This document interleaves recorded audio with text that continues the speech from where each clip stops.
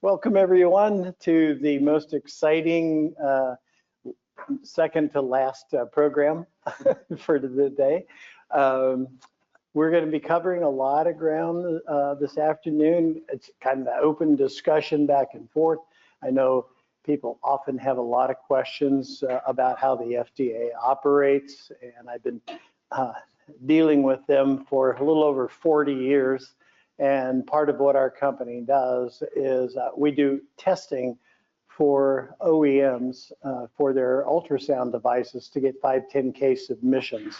So we have a lot of interaction with the FDA. Acertara Labs is the only accredited FDA lab in the United States for the ASCA program, which is we have been audited to the degree that they accept our report as is when the OEM submits it with the rest of their filing. So we have a lot of interaction. It's ongoing, and as some of you know, especially B.Sc, over the last 30 years, we've been arm wrestling with the FDA to come out with some sort of guidance for servicing and differentiation. They finally came out with something. It only took 10 years this time to get them to write one document. So, but what we're going to do today is we're going to look at those FDA documents, and specifically we're going to hover around the manufacturing versus remanufacturing versus servicing guidance document, and how biomeds can use those documents to help them set up a criteria for vetting third-party service providers, so that you guys are the front line. You allow the technology to come into the hospital and you send the technology out of the hospital. You're the one who separates the patients and keeps control of the safety of the patients from the outside world. And so the more data you have to make a good, intelligent decision about what type of third-party service provider you're going to allow to work on your hospital's equipment is absolutely critical. So we're going to focus on that. We're going to do a little, we'll have some interesting back and forth, I'm sure, as we go through this. This also fits into the right to repair, which was what we'll be talking about, B.Sc and others on a panel discussion after this session. And it should, so some of these terms that you're going to hear today, you're going to want to put those into context with what you hear from the panel discussion too on the right to repair issues, and maybe why there's so much resistance for medical devices, consumer devices and cell phones and all that kind of stuff, kind of breezing through the various legislatures in states for the right to repair. Medical devices has been a real struggle to get those in that same category. They've been granted a lot of exemptions, and I think maybe after you see what we talked about this afternoon, why that is. Okay, I always have a fondness coming back to San Diego. Many years ago, when dinosaurs roamed the earth, B.Sc and I were around, so he can attest to this. I joined the Marine Corps out of high school, and my first airplane flight ever was to San Diego, to the Marine Corps Recruit Depot right next to the airport. So when I was landing in here this week, I looked out and it's still there and still grinding out Marines and stuff, but it brought back a lot of memories, one of which related to the talk today, and that is the uniqueness of medical devices and what is expected of biomedical engineers and clinical engineers, medical imaging physicists for that matter, who have responsibility for medical devices. There's so many of them. I don't have to tell you how many different types of medical devices there are. But when we were in combat training, our gunnery sergeant, who was the tactical commander for our field training when we got out in the field to shoot at each other, the question came up: what if we see a device that we're not quite sure what it is? How do we approach that kind of situation? And I remember to this day, the very short answer was, if you don't understand it, destroy it. Now, we don't have that option in biomed, right? You got to get the things fixed. You can't blow them, like, even though you might want to. But you cannot be subject matter experts on every single medical device within your care. Therefore, like the FDA pointed out, third-party service is extremely important in this healthcare industry and infrastructure that we have to cover the gaps where there may be not the subject matter experts in the hospital that can actually repair, but needs to be sent out. Having said that, you need to know enough about the device to understand what it's going to take to make a safe and effective repair on a device too. And that's what you use when you go out and you find third-party service provider. If you Google things, you say, okay, who repairs MRIs? That's not quite enough. There's some different layers to that. So we can use the FDA guidance to say, what questions should we be asking third-party service providers relative to a specific medical device? And the guide, you'll see how this works. How many of you read a lot of FDA documents? Yeah, okay, good. That's consistent with when I give this talk a lot. Normally you don't, because there's probably no particular reason to, other than maybe general curiosity, because the FDA and biomeds don't do a lot of interaction, although when the FDA put on the service docket, they solicited input from biomedical engineers saying, what is it like? What is it like in your hospital with third-party service providers, et cetera, and repairing devices? So they're interested in the subject to that degree, but as you'll see later, full-time employees of hospitals are not considered third-party service providers. In any contract, there's two people, party of the first part, party of the second part. There's almost never a party of the third part. It's between the OEM and the hospital. If you're a full-time employee of the hospital, you can do whatever you want to that machine within the hospital without FDA oversight, with a couple of caveats that we'll touch on as we go forward. Okay, sound reasonable? So here's me. All this says is I'm old. With all the we tend to accumulate things like wrenches and those kind of things, the lifetime achievement issues. But so what we're going to tackle, and again, if you have questions, you can raise your hand. You probably heard there's no such thing as a dumb question. That's totally wrong. I've heard a lot of them, but I'll make it sound like it's a good question.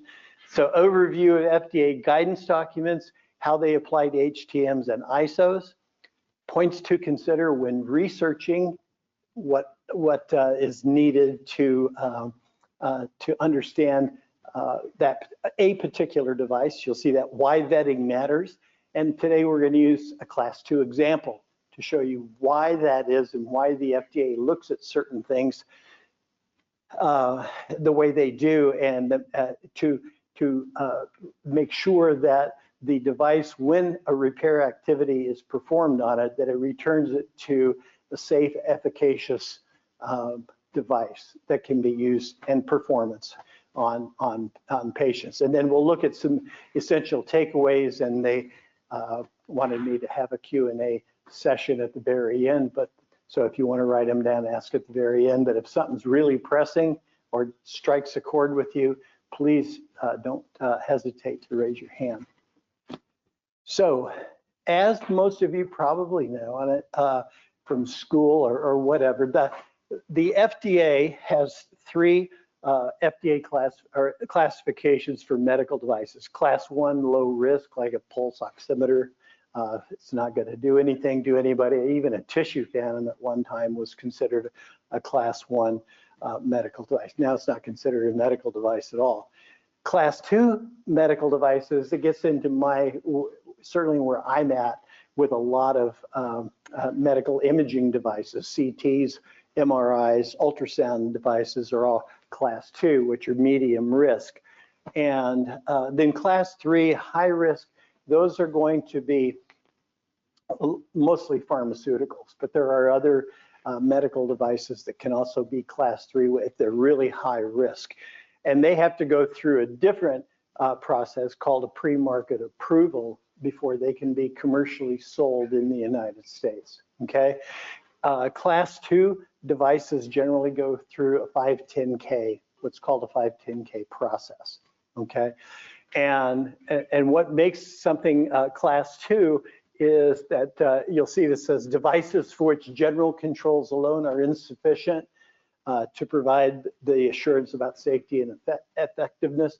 Those general controls are things like you're familiar with ISO 60601-1-2, biocompatibility, those kind of things that are general, to special controls, which are devices that emit energy into the human body, whether it's ionizing radiation from CT, or if it's non-ionizing radiation from MRI or ultrasound. That makes sense. So, and each one of them has a risk analysis associated with it the OEM, when they submit their application to be able to sell that as a class 2 device in the US, have to meet those requirements, okay? So keep that in mind. Another thing too, sometimes, this is kind of interesting, an ultrasound probe, you know what everybody's seen ultrasound probe, right? Okay, so ultrasound probe itself, unattached from the ultrasound machine, is a finished medical device by definition from the FDA. The ultrasound machine it's not very useful without a probe hooked up to it, and the probe is not very useful unless it's hooked up to an ultrasound, but they both have to go through the submission process and get clearance to sell those devices as finished medical devices. So that's not just probes, MRI coils. Coils also are class 2 devices with a unique 510K number. These are all good data to have when you go and looking at vendors. And we're going to crescendo up to that. You're going to get excited like I do with regulatory stuff, and you will not be able to go to sleep tonight thinking about it. Okay, that might be a little BS, but fact from fiction. Ben Singh's written books on this. I settled for just an image that we had developed.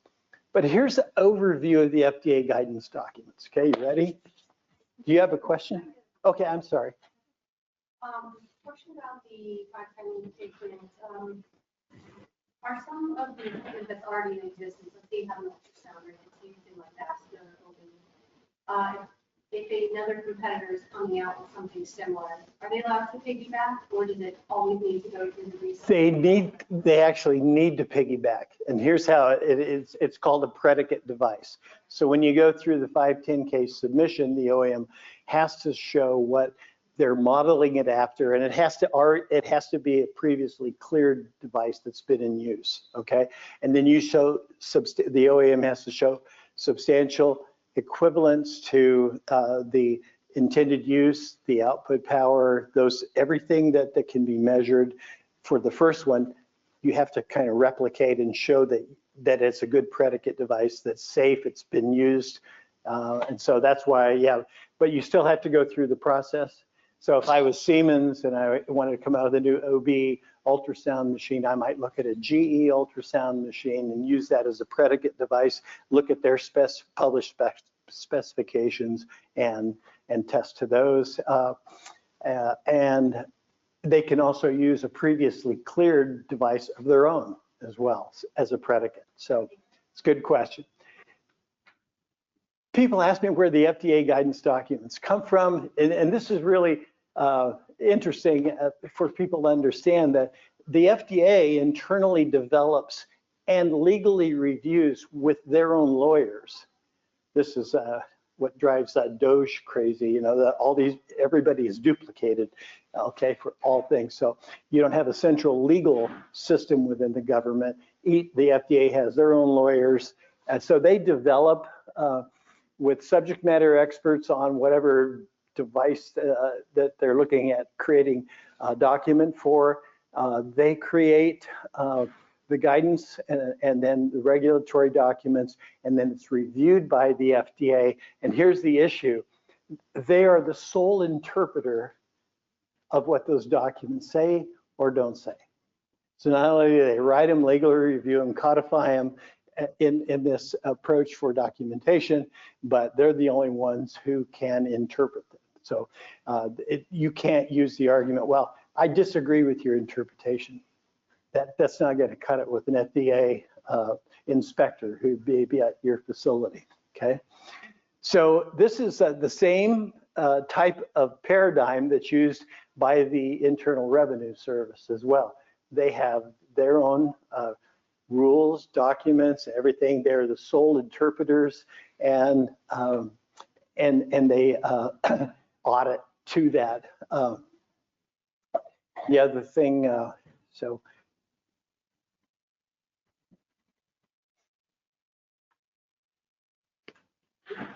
now, when you write a document, you generally want to give yourself, if you were the person writing the document, as much ambiguity as possible so that you can interpret.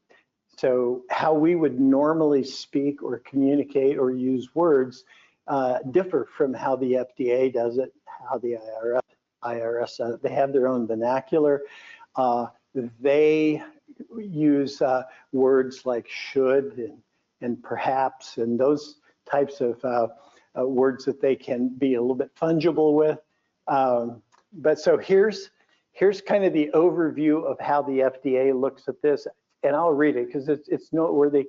In general, FDA guidance documents do not establish legally enforceable responsibilities. Instead, guidances describe the agency's current thinking on a topic and should be viewed only as recommendations. But notice here there's a comma, not a period. Comma, unless specific regulatory or statutory requirements are cited in that guidance document. And what's funny, that the recently released remanufacturing versus servicing document had 70 footnoted citations in there. And so you're walking through and say, should sounds like, like your mom said, well, you should clean your room. That's not what the FDA means by should. And so when you look at that and you see a citation, means that something is, but not required, but it has no presumptive force of law. But you also, and that's why that comma is here, unless specific regulatory or statutory requirements are cited, then you have to go to those things and see, is that should or must? Okay, and so having done that for you guys, thank you for that round of applause. I went through all of those things and saw, ooh, there's catchword here, catchword here, catchword here. This is how they, the FDA go ahead and operate. So they make it sound like, the worst of should, the use of the word should, and agency guidance means that something is suggested or recommended or not, but not required. Here's another thing to remember.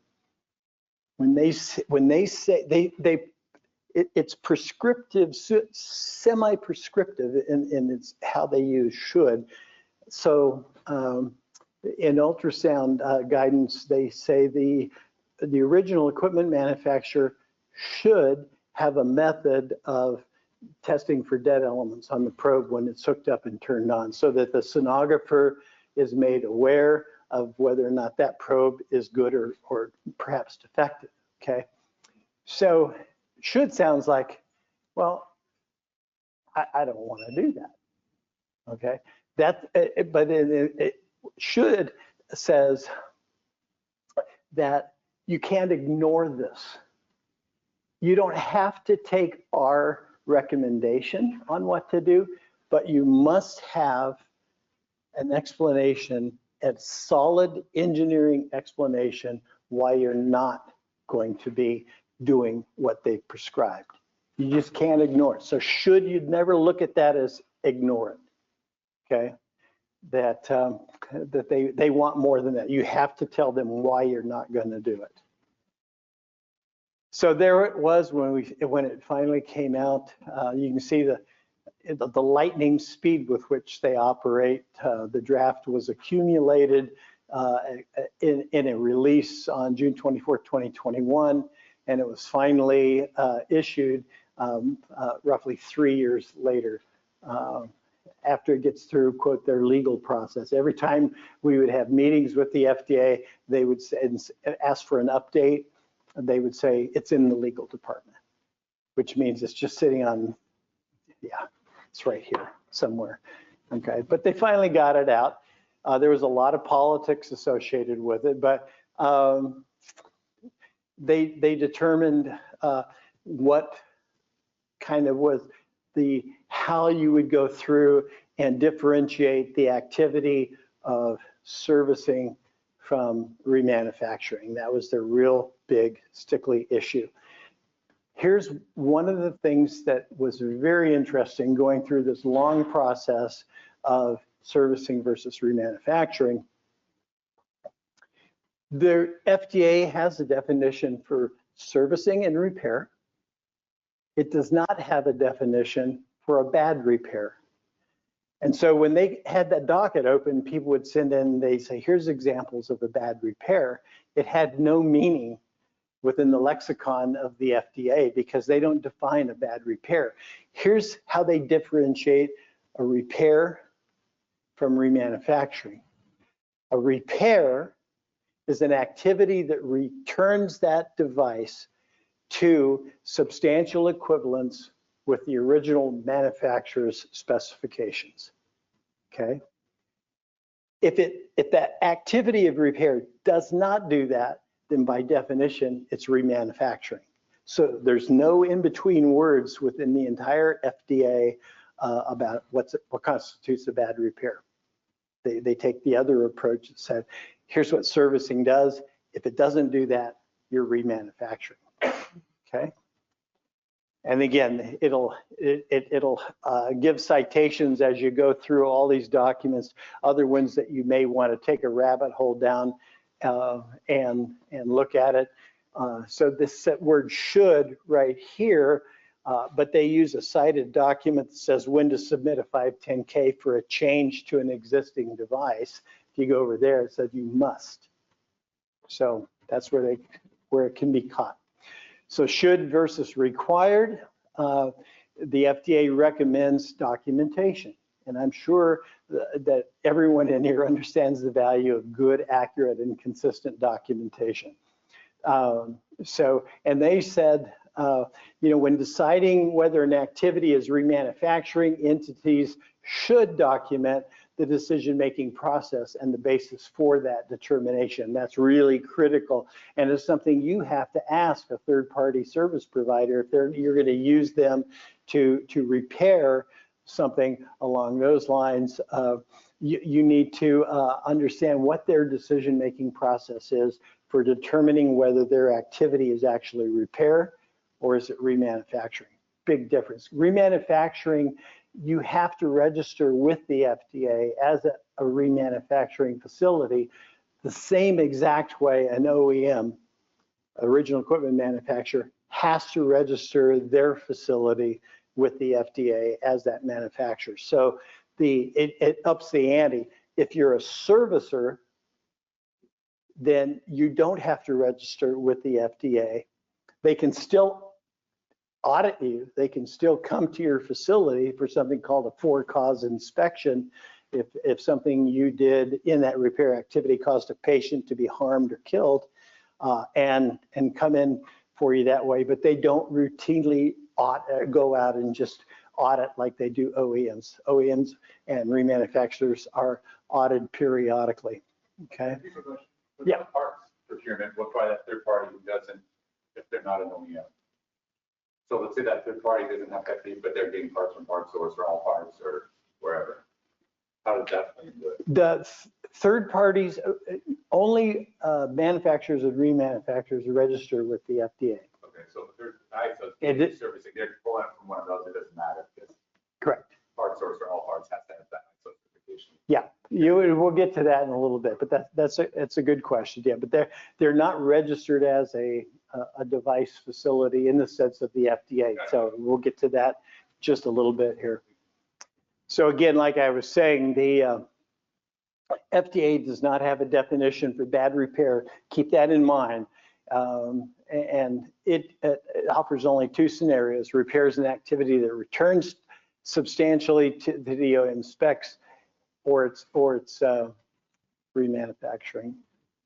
So, and there it is. People ask all the time, okay, so what's the difference between ISO certification and FDA compliance? Well, here it is. The ISO registrar is auditing for conformity to a standard, okay? A service for which you voluntarily pay. FDA is inspecting for compliance to a regulation, and that's a significant difference. They're looking to see, are you complying with the law? Whereas this is, are you complying with a standard, okay? And as it goes on to say here, the basic message is that conformity to a standard does not equal compliance with a regulation. So because you're ISO 13485-2016 certified does not mean that you're doing things that good manufacturing practices and quality system regulations of the FDA demand. So they're two different things. And also down there, if you're out of compliance with a regulation, the FDA agent may shoot you, while in most cases the ISO auditor won't. Just kidding. But the FDA, some FDA agents do carry sidearms when they go to outside of medical. As Food and Drug Administration. So if they visit a chicken farm somewhere up in Arkansas, they'll carry a handgun with them. But ISO guys usually don't do that. The other thing is ISO, if you violate or if you fail an ISO audit, you'll get a notification, or they'll tell you you gotta answer the questions that we have about why you failed this particular element of the standard. And but with the as a lot of you know, the FDA can shut you down.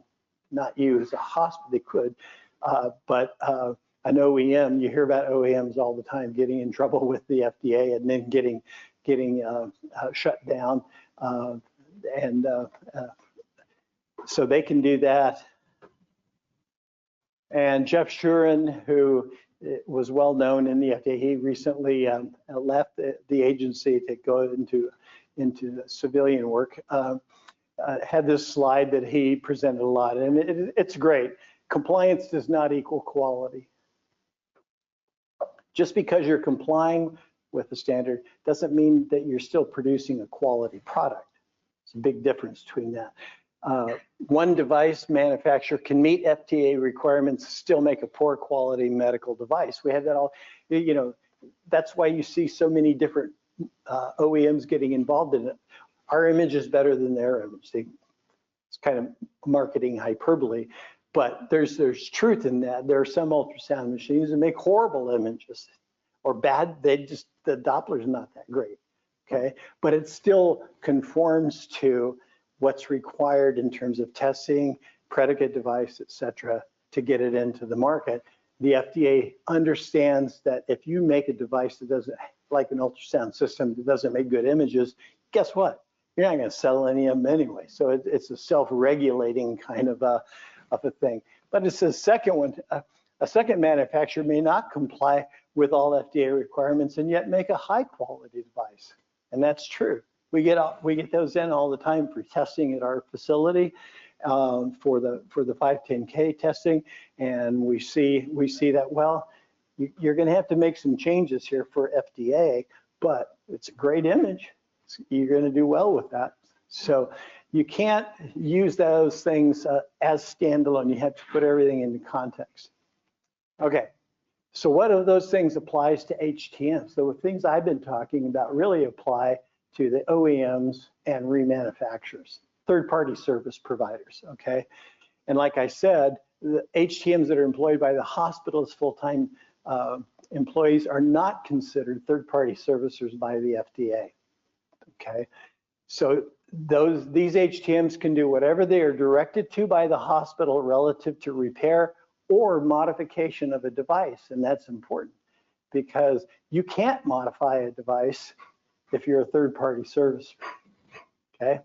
It's not allowed. You get into some dangerous territory there. However, those repairs or modifications should be evaluated against the guidance document if they're going to be returned into interstate commerce. That's where people get in trouble. So say you have a cancer research activity going on within your hospital, and the radiologist comes to you and says, I need you to bypass this, and I need you to hook up this little super widget thing I made in there and fit it into the thing. You can do all that legally, but you can't sell that product. So outside the hospital again. So if the hospital at some point decides it's going to trade in that machine on a new machine, you've got to, as the biomed, take it back to its original condition and take all of that stuff out of there, or the product will be considered adulterated.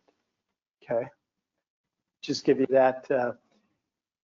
So what applies to OEMs and third-party servicers, and where are we going to get our information on how to vet? So activities that are not intended, and I italicize that, to significantly change the performance or safety specifications should still be evaluated to determine whether they do. And a lot of people, and this comes up over and over again in the right to repair stuff, where people say, well, I don't need to understand any of this stuff because all we're doing is servicing.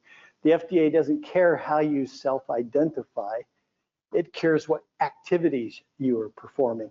So you could say you're a servicer, but if they come in and evaluate what you're doing and they say, you've changed this device substantially, then you have misbranded yourself. So, and also multiple little changes when considered cumulatively may significantly change the performance or the safety specifications of the device. So there's a burden in here for companies like mine, where we do repair activities on probes to ensure that we are doing repair activities on probes, and we are verifying and validating those activities have not substantially changed the safety, the performance, or the specifications. And they use that term over and over again, substantial equivalence, okay? Burn that into your head. I've seen too many advertisements in some of the journals that where people, third-party service will say, we meet or exceed OEM specifications. You can't exceed OEM specifications. You just told everybody you're remanufacturing that device. And the FDA looks for those things. They spend time on the internet. They spend time looking at journals and advertisements and stuff like that to see if those kind of words are being used. And it goes counter to that. The FDA says a repair activity returns the medical device to substantial equivalence to the OEM device. Okay, so using the hyperbole that we exceed all OEM specifications is putting a gun to your own head, and that if you're a third-party service provider. So look for those, you know, when you're vetting service providers, check some of their advertising out and see if they really understand what they're saying. So we talked about the legal definition of a third party. It's a person or entity who is not a principal to a dispute or agreement. The FDA definition of third-party servicers and independent organizations, ISOs, entities other than the OEM or healthcare delivery organizations. And some people say, well, what about that? How does that fit with healthcare delivery organizations? It depends on who's actually doing the work inside the hospital. Okay, are they a full-time employee, or have you brought somebody in who is a third party who is managing activities within the hospital? Those people are subject to FDA, and anything goes wrong.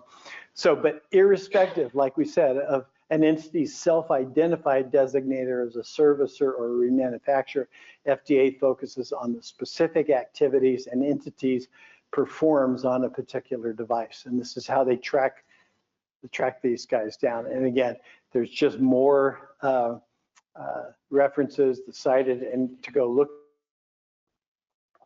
But all third-party servicers should understand the guiding principles that the FDA uses in testing and validation.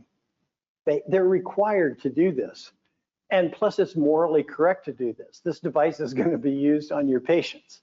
Okay, you should be have a good feeling that it's going to be safe and effective and high performance. So the guiding principles of the FDA, when you're trying to determine whether or not you're going, it's a servicing activity or a remanufacturing activity, assess, or they don't know what they're doing, but that should be an easy one to get rid of in the vetting process. So assess whether there's a change to the intended use. That's a big deal. You'd look at a lot of you said you've seen an ultrasound probe. A lot of the ultrasound probes have housings that allow attaching a biopsy needles to.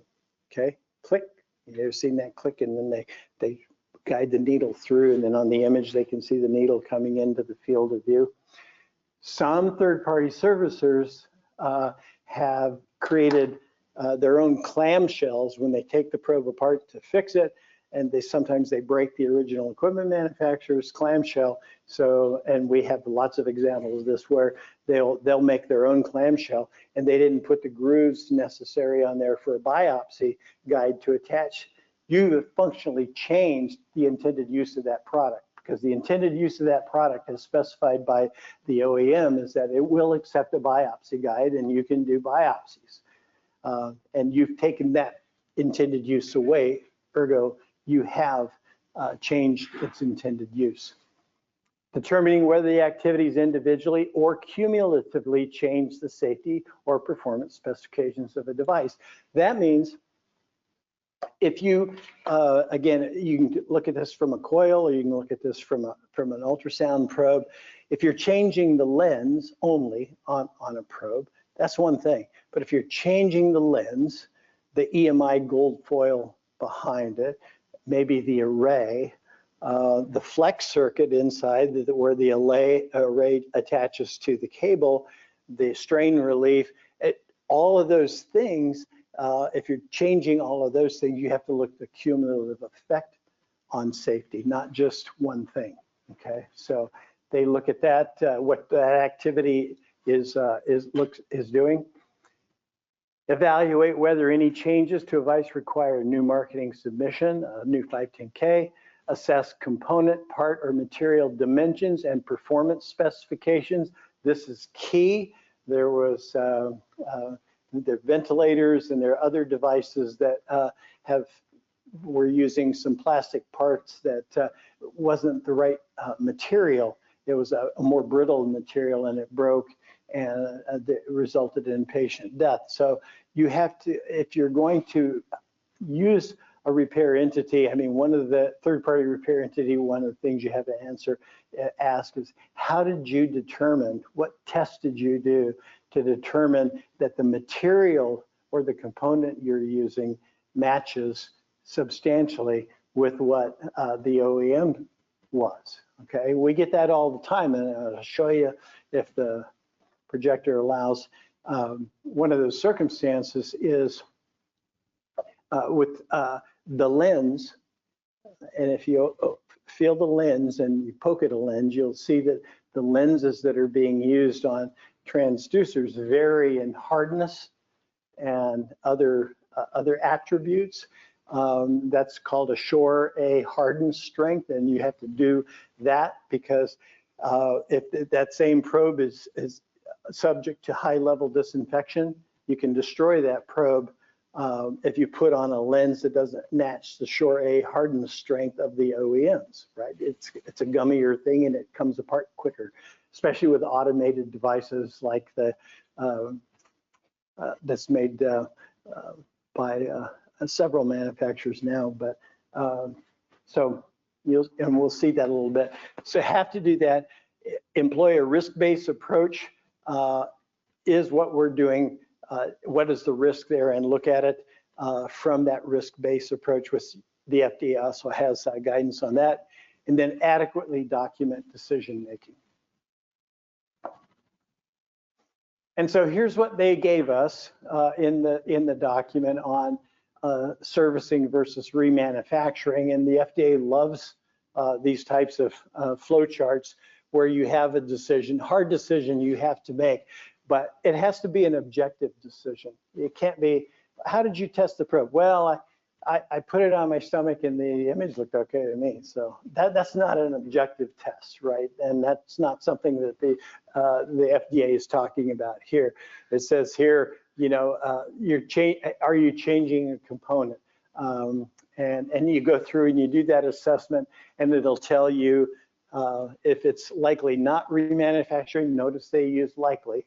They will never say that's not remanufacturing. They'll say it's likely not. It gives them legal room to do what they want. So then, so that goes over here, and if it answers yes to any of these issues, it goes to likely remanufacturing.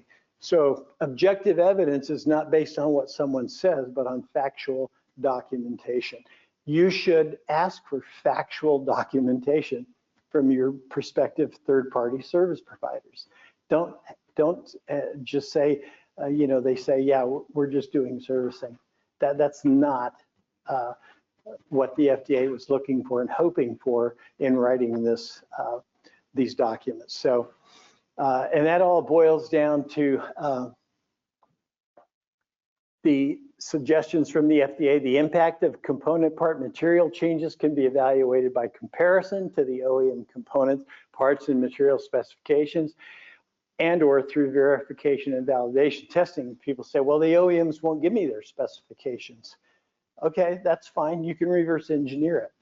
And if you do a reverse engineering process in your third-party service provider, you do that reverse engineering process, you develop objective evidence that says this material is a RTV 624 rubber material. It has a Sure hardness strength of 7, and that's exactly what, and here's its thickness, and here's its biocompatibility. It's substantially equivalent. Okay. Without getting, because you're never going to get all the specifications you need from the OEM. No third-party service provider can do that. You have to have an engineering group in there that can reverse engineer and make sure that the components and the materials they're using and the parts they're using are substantially equivalent, and you can hold up that documentation if the FDA audits that third-party service provider and say, here's how we determined it was substantially equivalent. Makes sense? So I want to give you an example. We're going to look at a document and give you an example of what you can pluck out of that document to ask a potential third-party service provider. It happens to be something that I know near and dear to my heart, and that is the marketing clearance of diagnostic ultrasound transducers.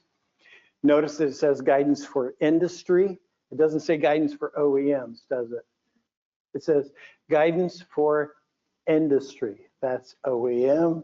It could be a remanufacturer, etc. So, and this is the latest document too. 2023 was a good year. I guess the COVID gave them time to get it through the legal department.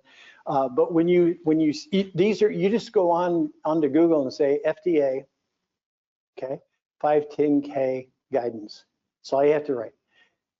And you can put what you want in there. I say ultrasound guidance. So go right to the FDA's website, and there it is for you to look at, or MRI or CT tube or whatever, okay? You can go there. It'll tell you all this information here, and then you look at the table of contents, and it's going to guide you through, just like it would an OEM or a remanufacturer, what you can do.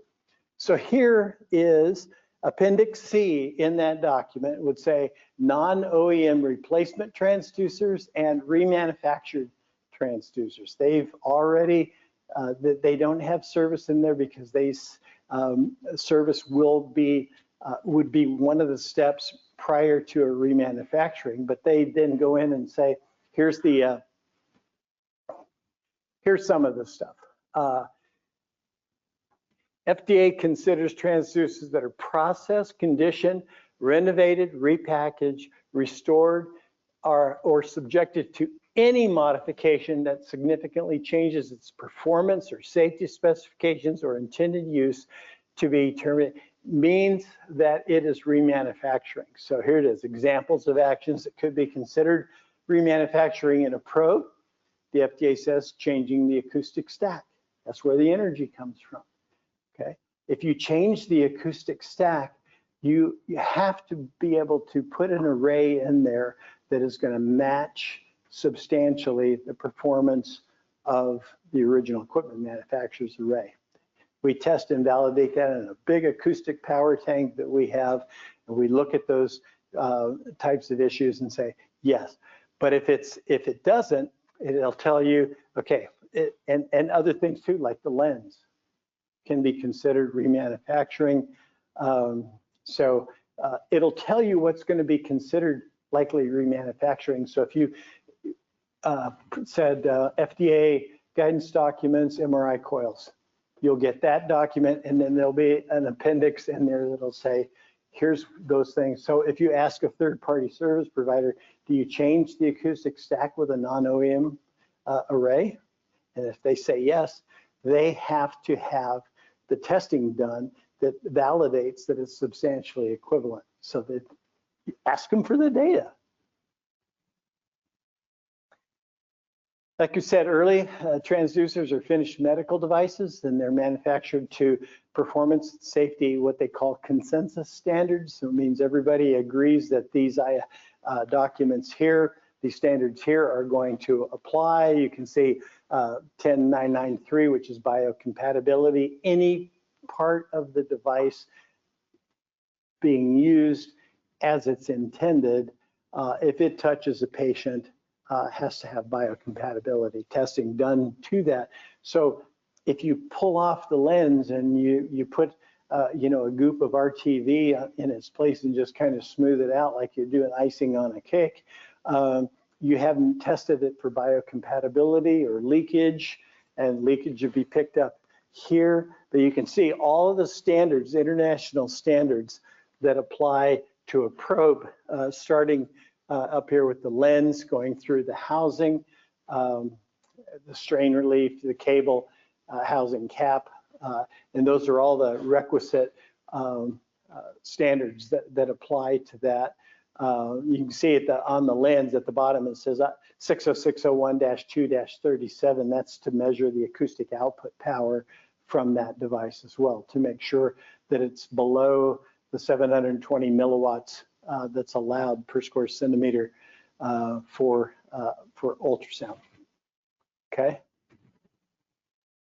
Does it matter? Sure. Here's an example of a hospital that sent us a probe and said, it doesn't seem to have any penetration anymore. We always had, well, did you send it out for repair? Yeah, it repaired, but the dome looks great and all that. And it did. It was a really good job of some third-party service provider did on that in getting it's a nice white dome, and the glue line was really great, all that kind of stuff.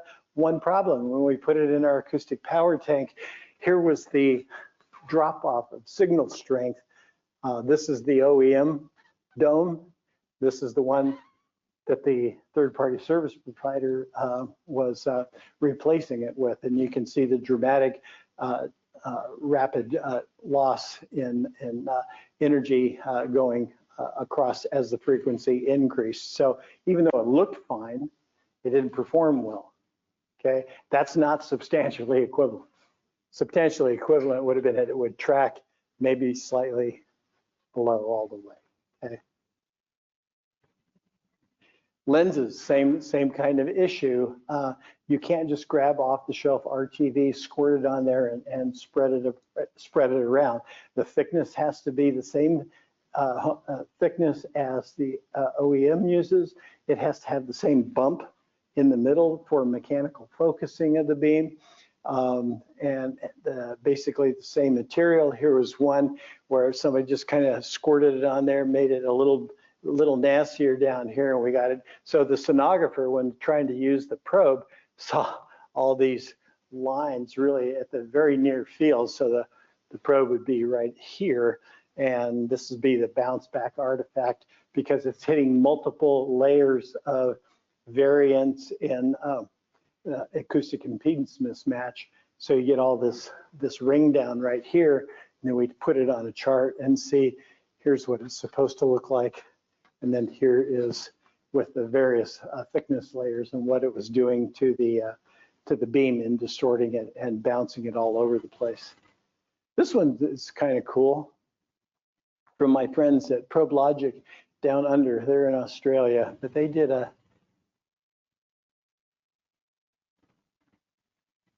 take just a couple of seconds. This refers to electrical leakage testing of the probe. I don't think this is we've seen probes come in from hospitals with lids completely taken off, and they're still being used. Why does it matter if the lens is peeling off?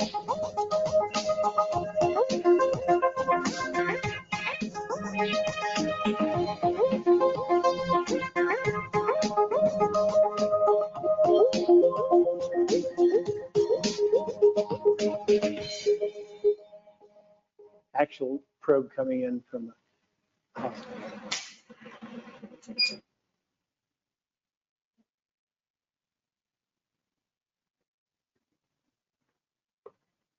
Fine, fine. Not so fine.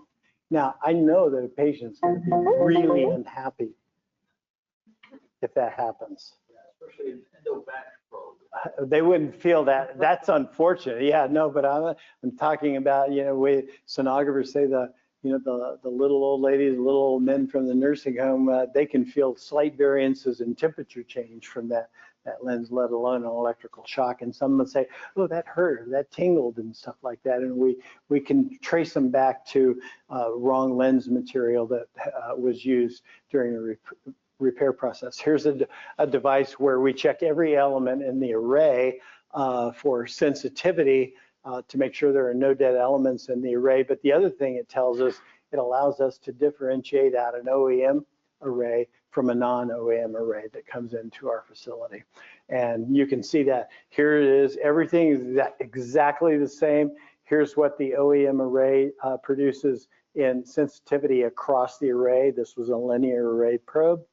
And here, when we saw that, we immediately knew that it was a non-OEM array probe in there that was not substantially equivalent to the OEM probe. Okay, that would have been, this is considered remanufacturing by the FDA. Okay, we've also, it's not simply changing a part, it's tearing some part out that may be inconveniently in your way if you're trying to repair the probe. In this case, this is what the sonographer was saying, this rolling EMI interference in the probe, and never used to do that. We get it back in and we find that the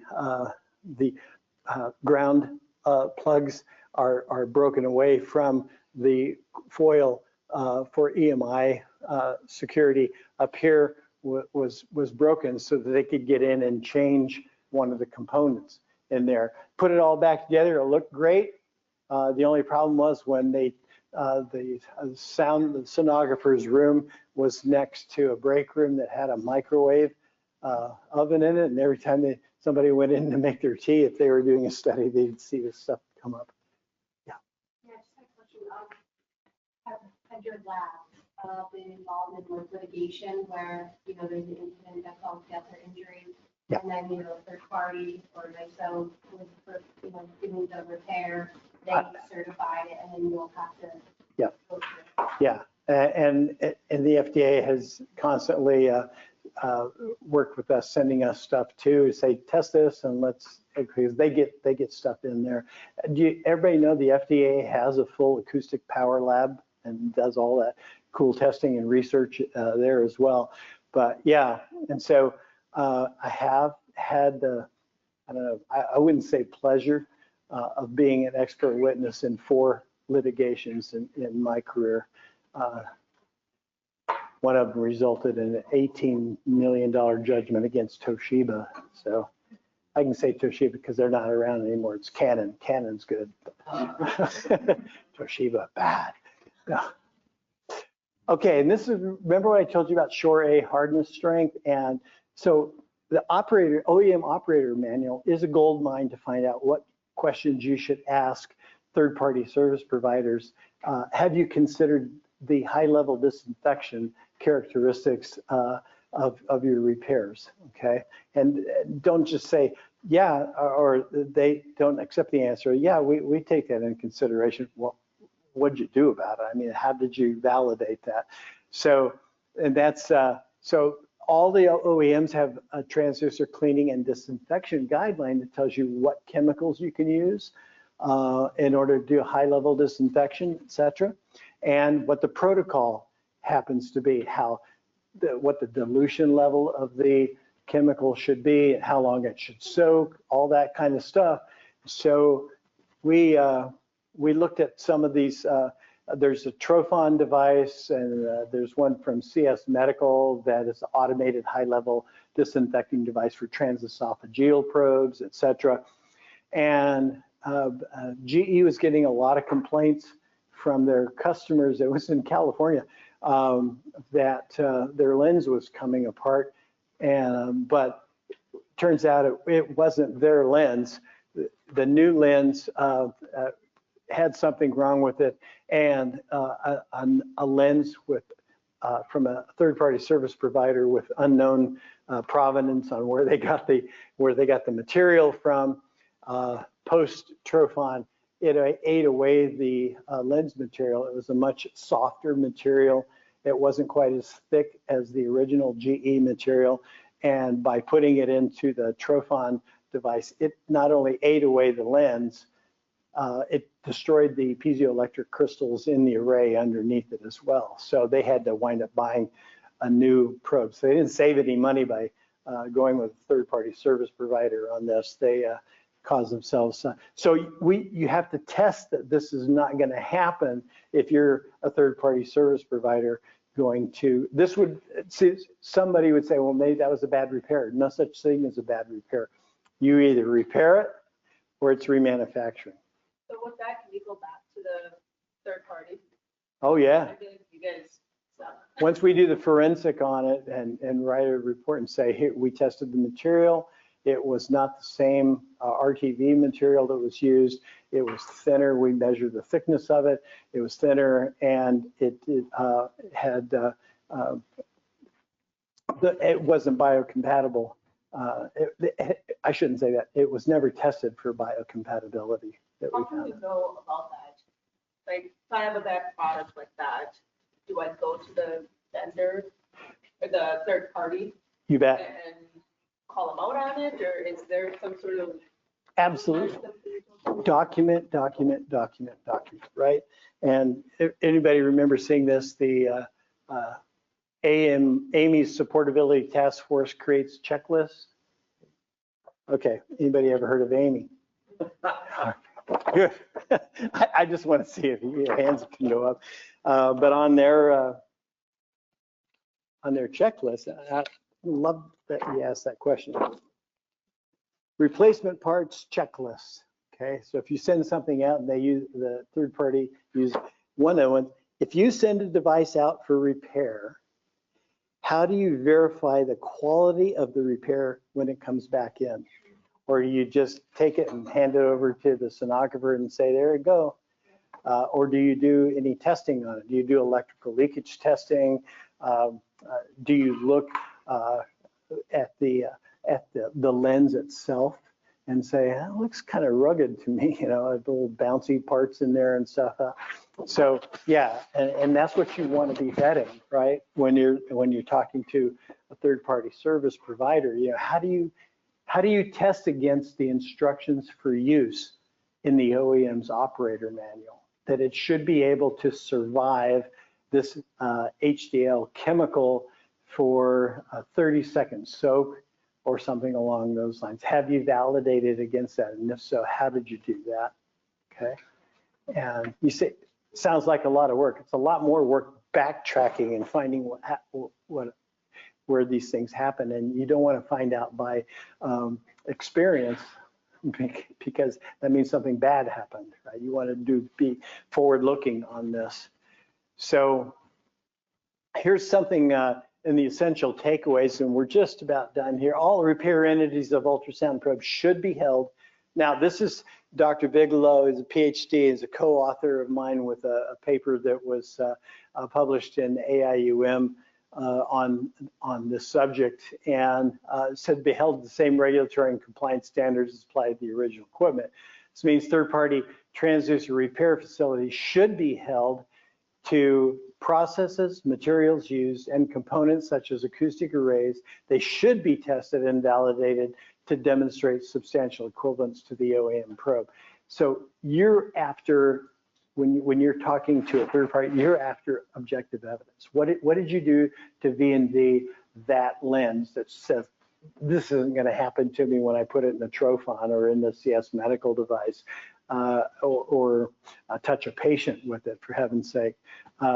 Paying for, and this is an axiomatic, paying for a repair that was not properly done only lowers the quality of the medical care while raising the cost, because those folks went from a simple lens replacement, if they'd send it to a probe repair company who validates the materials and their processes against the OEM's indications for use and operations for use.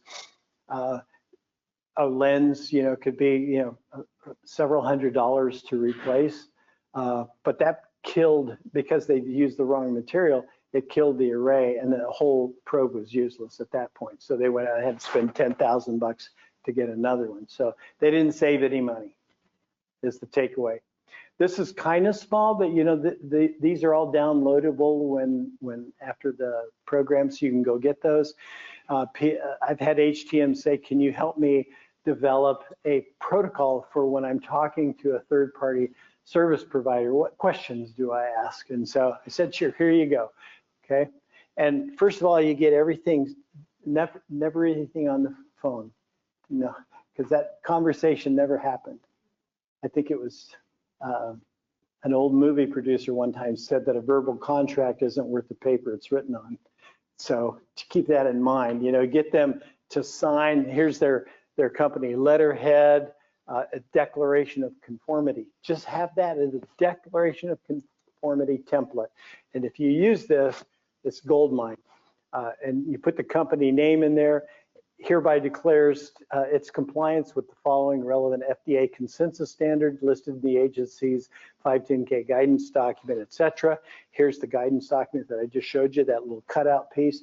Are you doing these things right here? Okay, signature, and then you have that, and you can get this out of all of the FDA guidance documents. You just create this little template, go on the website of the FDA website, grab out that appendix that shows what's going to constitute maybe a issue related to service versus remanufacturing. Plug that in there, have them sign it, and keep that. Okay, then you can go back to them. That's documenting that repair process has taken place, and you've done it with a company that says they're 13485 2016 certified to the proper work that they're doing.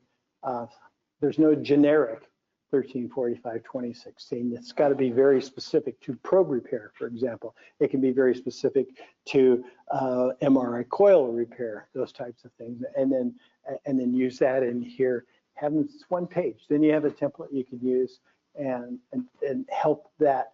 Then you can use that to do some vetting in a more systematic approach to it, and documented approach and consistent approach. Does that make sense?